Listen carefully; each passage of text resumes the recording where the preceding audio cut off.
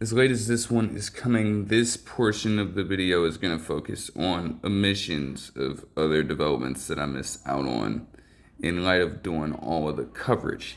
Yeah, it's going to be a pretty long one, but a couple of the developments to start this one out are pretty major ones that I honestly would not have had the time to get into in the first two parts.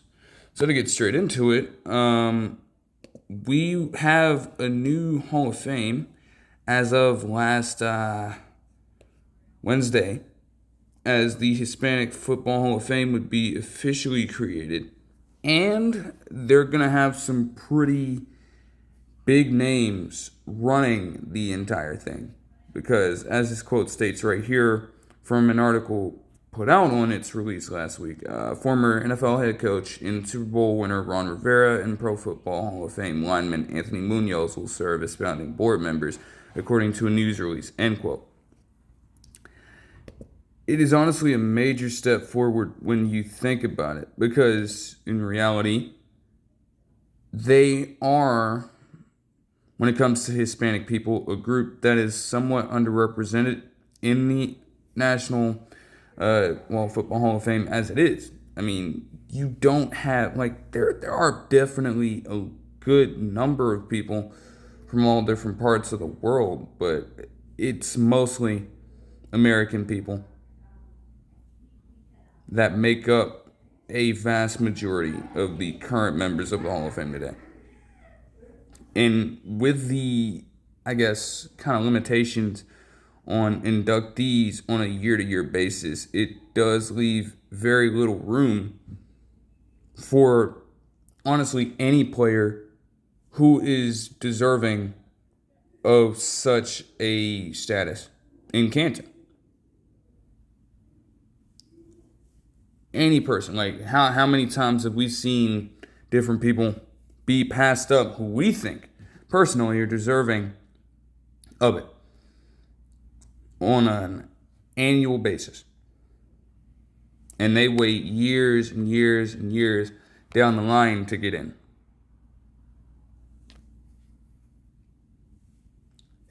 If that is the case generally, you could imagine that it would be a lot lower when, considering all of the odds and stuff. It would be far greater for people of other nationalities, like a Hispanic person, like a German person, like an Asian person. You could list off a ton of different ones. And although there may be some inclusion in there, it is very, very, very minimal. I mean, Munoz himself is obviously a member of the Hall of Fame. But in terms of specifically being a Hispanic person or a person of Hispanic heritage, taking that into consideration, he is probably one of very few, if not maybe even the only person of Hispanic descent in the Hall of Fame. And if the latter is true, then it's okay, he was definitely one of the best tackles to ever play the game. Even then, I believe he retired, for example, in 1993, and I don't believe he made the Hall of Fame. Okay, well, he was a first ballot guy. But not everybody is going to be in the same position. And so having that specific Hall of Fame outline gives this group of people a chance to truly be recognized as some of the more important figures in their history when it comes to playing the sport. Who better than Munoz and even Ron Rivera to represent that and, kind of run the operations? On a larger scale, it is another avenue for the NFL to explore, of course. Now, I am going to pivot for a second just to try to correlate it to the MLB. Like, don't talk about baseball a ton on this channel.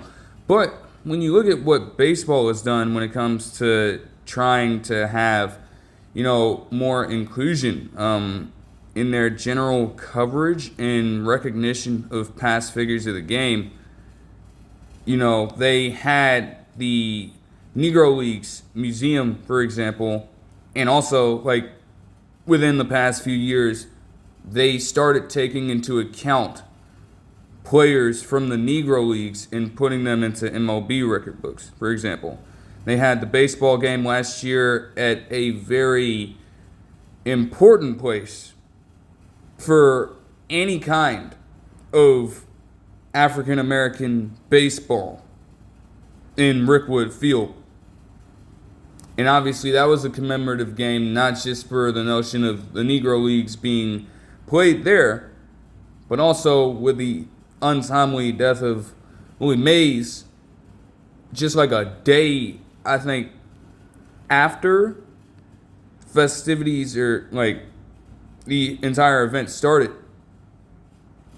You had that going on. And they, again, even deeper than that, but that just goes to show that it's been a while for baseball to really include those past African American voices and give them a chance to speak for themselves, to truly represent their history in that sport. Now, in the NFL, they have operated in a variety of ways. I mean, for example, when you look at how they have these different pathways to get into the NFL, you have the International Pathway Program, giving people from other countries a chance to try out for certain teams and maybe make a roster spot. You have their entire flag football initiative, how they are promoting this globally, how they have tried to expand a lot of their regular season games into other territories. I think they were trying to do a game in Africa. I think they were trying to do a game in Australia, and that is on the docket. So they've constantly been, at least over the past couple decades, knowing that they are as large of an organization as they are trying to dip their hands into every single thing they can get into to promote themselves as a league, an organization that is truly diverse and inclusive to all groups. It doesn't stop just with the cultures and everything like that either. We've seen all the social justice signs that they have in the end zones, all of the different stuff that they have contributed to for Black Lives Matter activism, for example, for gay rights activism, for example, and so on and so forth.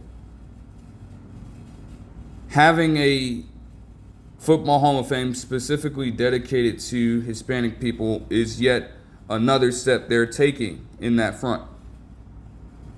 And again, like I said, to have Rivera and Munoz, Mannett as two of the more prominent figures in this day, that's highly important.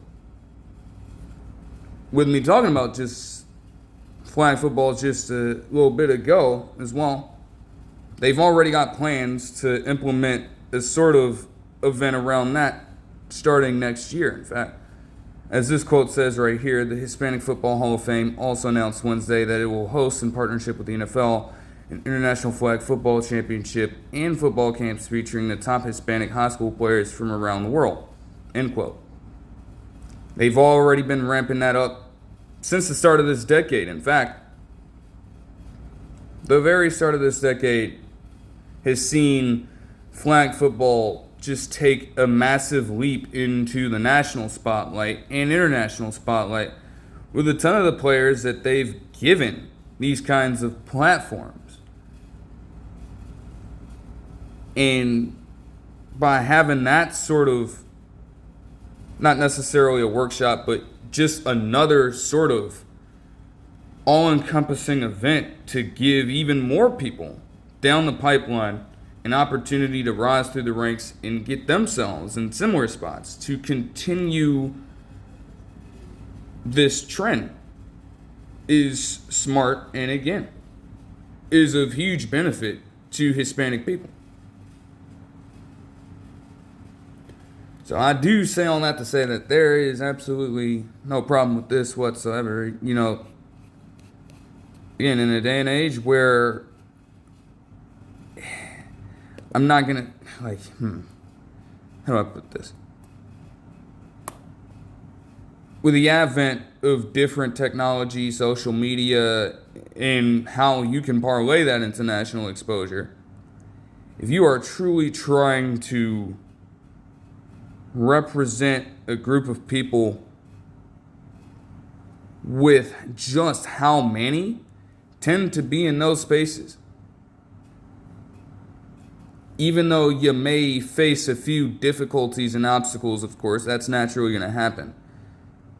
But compared to how times were back then, it feels as though it would be much easier now to kind of rally the troops and gather as much support as possible for something of this magnitude. I'm sure that something like this has been talked about behind the scenes for years, and, you know, to have this come out now is definitely historic. And once more, like, you can imagine how much it's going to do for the Hispanic community, especially those of Hispanic descent who do wish to maybe make careers out of playing football, who maybe just want to play it for fun, who maybe just want to be a source of inspiration for others around them, to show them that, hey, okay, even though I might not necessarily be an African American or white player, I can still go ahead and do the same things that they can do, and maybe in an even better way than they already are.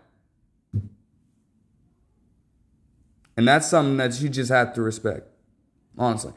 A little long-winded there, but I mean, that's just, again, major props to those guys. They also had a quote here from Troy Vincent Sr. He's definitely a busy man in the NFL as is, but he is also now serving as the Hispanic Football Hall of Fame International Advisory Committee member, or at least one of them. Again, credit to him as well for being up to that task. Again, already being the VP of football operations in the league has definitely put him through a lot of shit already, especially with how the NFLPA situation had gone during this time. And yet, he's still willing to take this on. So, it will definitely be interesting to see how it goes. The induction ceremony, as this last statement says right here, is going to be in the spring of 2026. So I'd love to see who they have up for it. Because again, there are probably few Hispanic players in the actual Football Hall of Fame in Canton, or at least the more generalized one, I should say. But I'm sure that we are going to get a chance to learn about some pretty good and great Hispanic football players who maybe did not, or maybe will never, unfortunately, see their names called up to Canton. Now they have another avenue of recognition for themselves. It's truly great. All right, to get into a brief injury report because I didn't even get to this in week 2, even though it happened. Deatrich Wise Jr. of the Commanders is going to miss the rest of the season. Like, he got carted off the field in that game because I think it happened after one of McManus's PAT or field goal attempts or something like that, and he's just lower leg got caught under a completely different player. And it's like, that just sucked to watch. From the second that happened, you had to figure something was up, and they came out a few days later and said that this injury is going to keep him out for the rest of the season. He's not coming back. So hopefully he can recover well enough from that and just take as much time as he needs to get right. In lighter news for the Commanders, though, going back to last week, RFK Stadium is officially on the way because obviously they had the grant again for 99 years to have some form of rights of access to the stadium last December, nearing the new year. And then they had the original vote in April to push it closer and closer to getting done.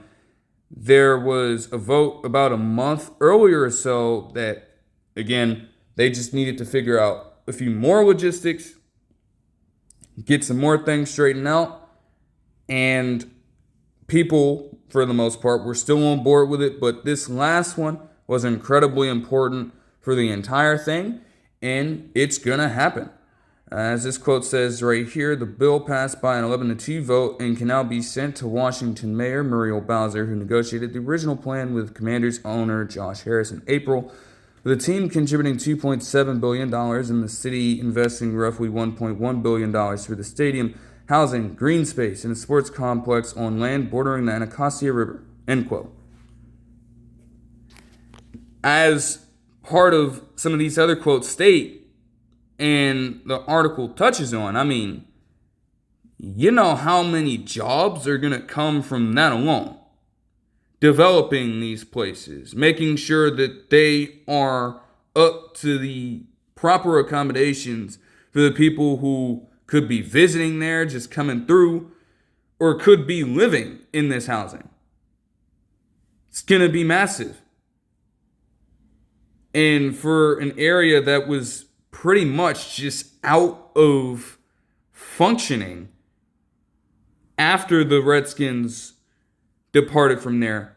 They were the Redskins at the time. Again, don't come from like that. I'm just being honest here. Now they return, or will at least be set to return in 2030 still. 11-2 vote is pretty convincing, so much so that, as like the last section of the article states, some dude who voted against it flipped his vote and is now for it because he's really just trying to have some kind of uniformity with this thing and just see this thing come to fruition. But there were still a little bit of hiccups in this. Don't be, fooled by that general headline, because as this quote says right here, shortly before the vote, the Commanders expressed concern with what they described as last-minute new demands from the council, according to a letter from the council from team president Mark Klaus, a copy of which was obtained by the Associated Press. When the council voted Wednesday, most of the proposed amendments were rejected, and the team gave no indication of any lingering issues, end quote. So I guess they apparently, if that stands to be the case, they tried to sneak in some suspicious language, some, again, as it says, new demands that the Commanders might not have been expecting all that much. But when they finally put the vote together, most of those kind of short-term proposals that they just worked in there in the last second were just denied anyways. So it ended up really being a non-story at that point, and it didn't affect the job getting done. That's all that mattered at the end of the day. And in just a few short years, it's going to take some work, believe me. Like, the whole thing was just completely desolate for this long. So renovations, they're going to have to get on that for quite some time. But, man, I can only imagine how idyllic it's going to be once the entire thing is set up. Like, we talking about the housing, we talking about the stadium itself, we're talking about a separate sports complex, all in pretty much the same area of general land. Like, they got acres of land just set out to construct something that could legitimately, again, help with jobs, help with housing, and obviously at the front of it all, give the Commanders fans a chance to truly see them back where their home truly was. Back where the glory days of Commanders/Redskins football took place. And once that reopens, once they get that set, that is going to be a special moment in time for so many people. Whether you're, again, as I detailed, kind of tracking this entire thing along, don't matter whether or not you are a younger Commanders fan who missed out on that, or whether you are an older Commanders fan who was lucky enough to attend a wide number, if not every single Redskins game that was played in RFK Stadium for that time. So, that is going to be priceless. Even though, again, we're talking about $3.8 billion to develop the entire thing. But, nevertheless, truly good stuff. Not so good news. Jayden Reed, dating back to the Week 2 game, would also be out. Because not only did he need a Jones fracture surgery, but he had a broken collarbone as well. And I'm like, how the fuck do you have both of those things going on with you? Now, he did get himself injured in the Packers-Commanders game. But if you were already dealing with one of these, probably should have cautioned you to take it a little easy. I understand that Reed probably wanted to play through it, get himself a few reps, and do what was best for the team, especially with Christian Watson already being out for this much time. But it's like, oh man, like that's just torturous. I don't even know the full extent of how long it would take for him to come back from both. I mean, it's not season-ending. It doesn't look to be season-ending. Although anytime we're dealing with foot surgeries, it's quite possible that it could be. And that would suck if that was the case for Jayden Reed. But if it's not season-ending, I mean, hey, just come back when you are 100%, dude. Like, you don't need to keep putting yourself at risk like that. Cody Mauch, the Bucs lineman, would miss the rest of the season due to a knee injury as well. The Seahawks picked up Shaquill Griffin and put him on the practice squad, I think, before the Saints game. They released him from there almost immediately. Like, damn, come on now. Terrell Jr. would suffer an injury in the Falcons game, I guess last week against the Vikings, I should say. And it ended up being a hamstring. He's still dealing with it, so he's still out at this point, and I don't think he is going to play in this upcoming game for Week 4 anyways. Because again, that is another guy where it's like, yeah, you need him at his best. Younghoe Koo, over the course of that same time, would get released from the Falcons. And to be honest, it does make sense. They, at the same time, signed John Parker Romo to a 2-year contract. Younghoe Koo had been one of the more bankable kickers you could ask for in the NFL for quite some time. And then last season, a tremendous drop-off began for him. I don't even know at what point one can truly identify that kind of decline. But it certainly happened, and it was fucking ugly, to say the least. I mean, like, you dipped from 86.5% accuracy from on field goals per se to just 73.5. And again, in crucial moments, in crucial games, he missed some key field goals. So I guess patience at some point was starting to wear thin. And after you go and have that kind of result play out in that Bucs game to start off the season with a chance to tie the game and take it into overtime, and you miss what should be a routine field goal. At that point, it was it. And then for the next couple of weeks or so, they decide to just make him a healthy scratch. Wasn't pretty. Now, I heard something about him having a high, or counting against the Falcons cap with a pretty high amount of money for any kicker. And I guess that kept them from cutting him for a little bit. But again, with what John Parker Romo was doing, I guess they didn't really come to care all that much about it. He would find a home, though, and there is a chance that he does get some burn because he would sign with the Giants practice squad. And I guess he's going to be competing with Jude McAtamney, I guess, to be the backup kicker, immediate backup kicker. And they would need one. You know, it's like, even if Younghoe Koo has had these struggles, the reality is that I still do think he can be a pretty good fucking kicker.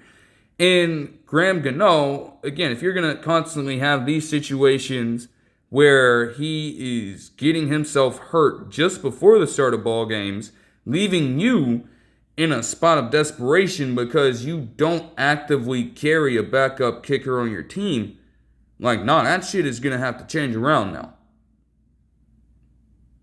So to have Younghoe Koo, even if he might not be as trustworthy at that spot as he once was, if you can have him as a sort of damage control piece if things go left, and again, just a way to ensure that you always have some form of continuity at that position rather than having to scramble and use your fucking punter to kick PATs, then yeah, he's the right guy for the job.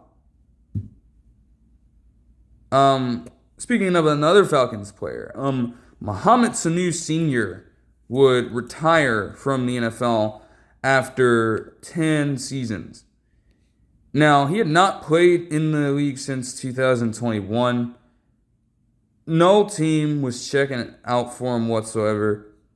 But he will go down, at least, as a solid wide receiver for both the Bengals and the Falcons in his short time with both teams.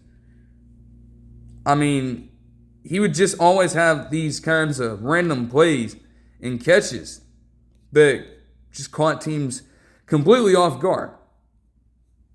And, you know, while you can't definitively say that he was the single best receiver on any team that he played with, obviously he would be outshadowed when you are, well, overshadowed rather, when you're playing alongside fucking AJ Green and Julio Jones, two of the better wide receivers of the 2010s at the time. But again, solid rotational guy. You know, all credit to him. You would hope that he's doing much better at this point now, outside of his football tenure, especially with, again, no team checking for him in the last 4 years, and now officially calling it a career. If there's another avenue that he is exploring at the moment, maybe it's family life, maybe it is something business related. Hopefully he's excelling in it. Dre Greenlaw would be placed on IR and will miss at least the next 4 games. That makes sense because, like, he's still been pretty banged up. The injury is the same that he was carrying over from last season, I believe. So it's still taking him a long time to fully recover from that. And again, it does suck that you did get him in free agency, and you aren't even able to use him as early as you would like. But again, the Broncos defense is good enough to where it's like, okay, you'll probably still manage well enough without him. He's going to add another dimension to that defense, though, when he gets there. So, man, hey, soon, bro. The Patriots would get some promising news as both former wide receiver Julian Edelman and former head coach Bill Parcells would both be inducted into the Pats Hall of Fame. I don't even need to go in depth about this shit. We know why both of them are getting into the Hall of Fame with this team. It's as simple as that. Edelman, in his tenure with the team, again, maybe he wasn't always putting up the most gaudy numbers as a wide receiver, but I'll be damned if this motherfucker was not clutch. And a vital piece of multiple Super Bowls. Obviously, Super Bowl 51, he was the Super Bowl 53 MVP as well. Like, the regular season, if you were expecting him to do much, it's like, okay, good luck with that in the regular season. He'd give you a few years every now and then, a few 1,000-yard seasons. He wasn't devoid of producing at that rate. But when it came around the playoff time, there might not have been a receiver,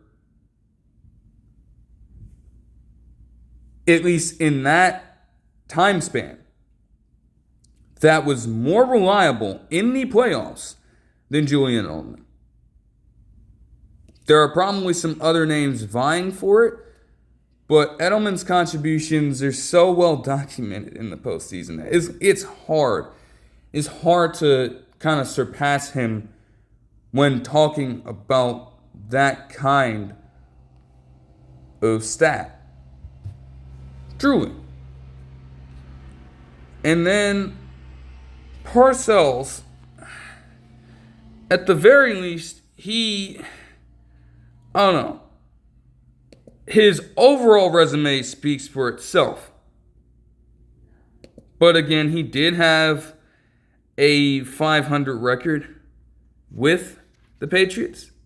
Though he did give them an AFC title. He did lead them to a Super Bowl at a time when the Patriots, for decades to that point, have been an afterthought in the league. So I guess you have to take that into consideration, even if you're looking straight at the record. Patriots were a laughingstock of the NFL for so long before Parcells got there, and then he made them a title contender. Even after a few early struggles in some of his earliest seasons. So that makes perfect sense for both of them to be there. Yeah, more injury news though. For one, Nick Bosa is going to be out for the rest of the season. He was believed to have suffered a torn ACL, and he did, in fact, face that injury. It's unfortunate for the man, and it is a heavy loss for a team that will still very much like to rush the passer. But to move on from someone who's been nothing but consistent as a pass rusher since he's entered the NFL, really, and when he's been consistently healthy throughout a season. I mean, this isn't the first time that he's just missed the rest of the season due to an injury. He played just 2 games in 2020. But, you cannot replace that kind of production. You just can't. It's going to be very hard to do so. I don't know what the move is for the 49ers right here, but this one is definitely going to hurt. As for the Cowboys, in a different way, this will hurt too, because Tyler Booker had honestly looked as though he was doing pretty well to start out his career on the interior of that line, but now he is going to miss 4 to 6 weeks due to an ankle injury. Now, again, it's not season ending, so you'll be able to see more of them. But this is a person that you want to see develop nicely as a core piece of this offensive line that desperately needs interior production.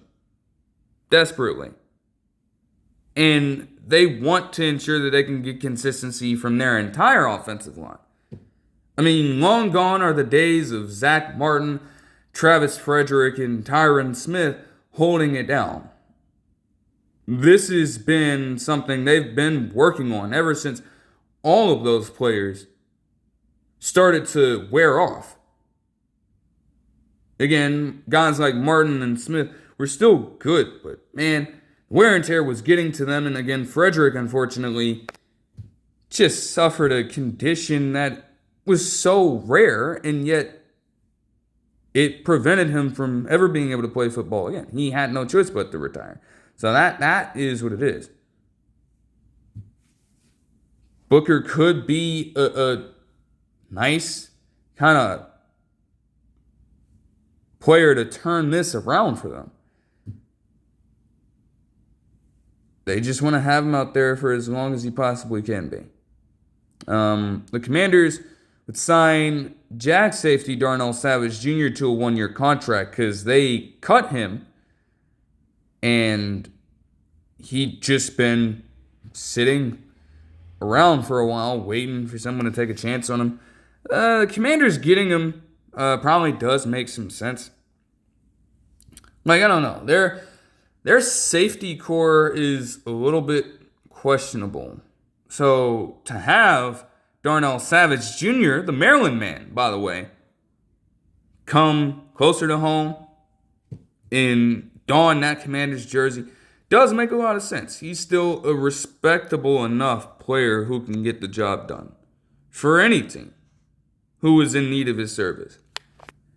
The Falcons, I probably should have touched on it in tandem with the way that the fucking game against the Panthers went. But it wasn't surprising to see that they would make a change somewhere. You can't get completely shut out by the fucking Panthers in 2025 and expect every single last person on that coaching staff to still be there. So they would make a change. Ike Hilliard was their wide receiver coach at the time. They fired him and they substituted in TJ Yates. We'll see how that ends up going. Maybe it doesn't change much of anything, but you got to try to look somewhere because that is inexcusable. Darius Slay Jr. would suffer a leg contusion, and that'll probably keep him out for a little bit. The Packers would cut Mecole Hardman Jr., and then the Titans would get themselves into some strange territory. So apparently this cornerback that they had in Jarvis Brownlee Jr. was traded to the Jets on Tuesday. I didn't really hear much about this. But then they had some other stuff coming out and saying that there were underlying reasons dating back to college that led to him getting traded at this point. And so Callahan had to come out, as this article essentially goes through, and state that, hey, no, there's not a fire sale going on. This is just a one-time thing. It's not connected to anything deeper. But yet the same guy wanted to remain coy about all the details that led to the move. So, feels like something that we could be hearing about very fucking soon. I don't, really, what incentive do you have to move on from him? I mean, even if you do think, because he tried to make the excuses like, oh, hey, he was probably going to get less playing time anyways. Outside of L'Jarius Sneed, your pure cornerbacks are not really all that fucking good. So I'm sure Brownlee Jr., if you truly wanted him to be there, would stay there. There's legitimately something that is not being expressed right now. And it's either going to be pretty hilarious to hear just what kind of fucking shit is possibly going on, or it's going to be something incredibly fucking wild. That doesn't even really make much sense at all. But that'll do it for this one. I hope you guys enjoyed the video, and I'll see you guys in the next one. Peace.